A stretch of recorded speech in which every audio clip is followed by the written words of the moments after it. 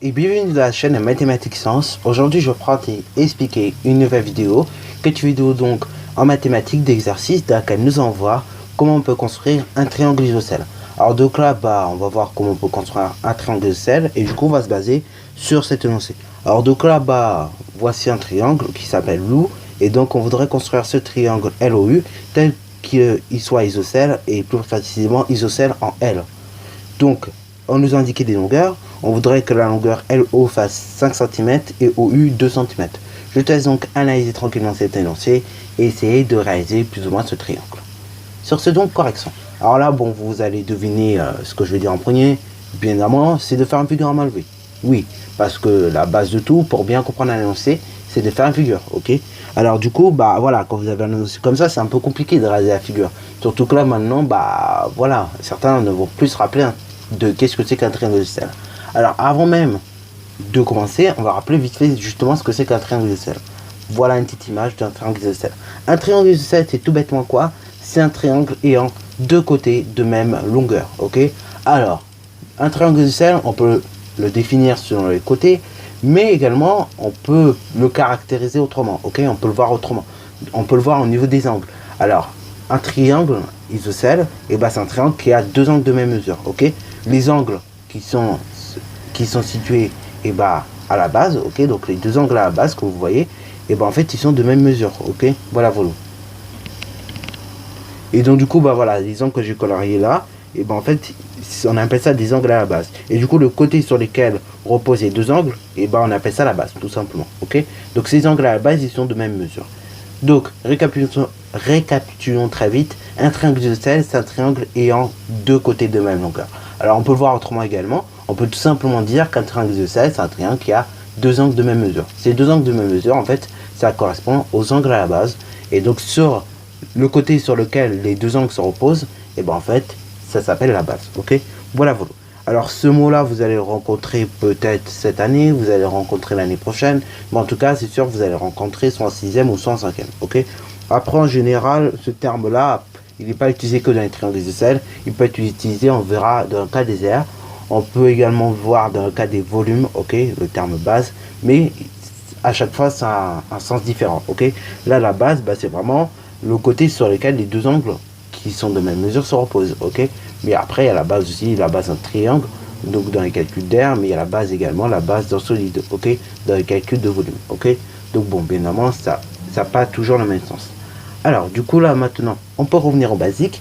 Et donc là, comme je vous disais, on va réaliser une figure à main levée quand même pour comprendre un peu tout ça. Donc, on va réaliser très vite fait un triangle, ok. Alors là, bien évidemment, c'est à main levée, donc c'est un croquis, donc c'est pas exactement à l'échelle. Alors, on dit que c'est triangle LOU. Donc déjà, on va nommer triangle LOU. Et c'est un triangle isocèle en L, tel que la longueur LO est égale à 5 cm. Alors, là, pareil, quand on dit isocèle en quelque chose, en fait, ça veut dire que le sommet qu'on appelle le sommet principal, qui est tout en haut, le sommet où les deux côtés de même longueur se touchent, on appelle ça sommet principal. Et du coup, le sommet principal où vous avez vos deux côtés là de même longueur qui se touchent, en fait, on va dire que c'est en ce sommet là que le triangle est isocèle. Donc ce sommet là où vous avez les deux longueurs égales qui se rejoignent. Donc du coup là, si vous avez 5 cm ici, en fait je vous aurai 5 cm ici, ok. Et là du coup on a dit OU qui faisait 2 cm. Bon, alors là c'est parti mon kiki. On va commencer par la longueur OU.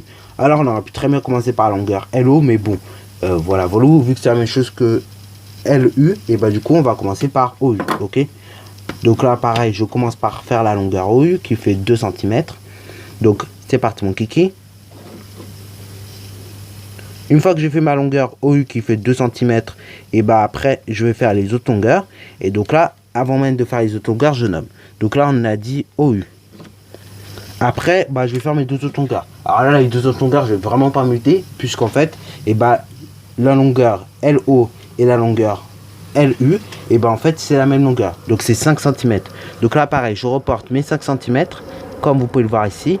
Une fois que j'ai reporté mes 5 cm, je vais directement mettre mon compas sur la figure, ok.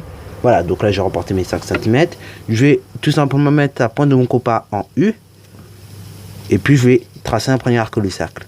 Je mets ma pointe de compas en haut. Et pareil, je vais tracer un second arc du cercle. L'intersection que vous avez entre ces deux arcs de cercle, en fait, va définir tout simplement le point L qui manquait. Et après, il restera plus qu'à relier le point U au point L. Et après, de même, vous relierez le point L au point O. Ok? Donc, c'est parti, mon kiki. Donc là, on relie le point L au point U. Voilà, voilà. Et après, on fait de même dans l'autre sens. Donc, le point L au point O. Alors là, pareil, ici, quand vous faites des triangles, d'avoir la place et pas faire comme moi, c'est-à-dire, en gros, ne pas avoir de place. Là, je vous avoue que je galère un peu parce que j'ai pas trop de place pour le faire. Ok? Enfin, j'ai pas trop de place, pas sur la feuille, mais mon environnement, en fait, est, comment dire, il est pas, enfin, c'est pas qu'il est pas rangé, mais comment dire, il est assez restreint. Donc, du coup, voilà. Si vous n'avez pas trop de place, essayez quand même de gagner de la place pour faire votre triangle. Ok? Alors là, pareil, on a dit que U faisait 2 cm. Donc, on peut le noter. Et après, on peut indiquer les autres longueurs. Donc là, LU fait 5 cm, ce qui est équivalent à LO. Sur ce, fin de la vidéo. Donc si tu as bien aimé, n'hésite surtout pas à liker, commenter et bonne reste à toi en mathématiques et en sciences.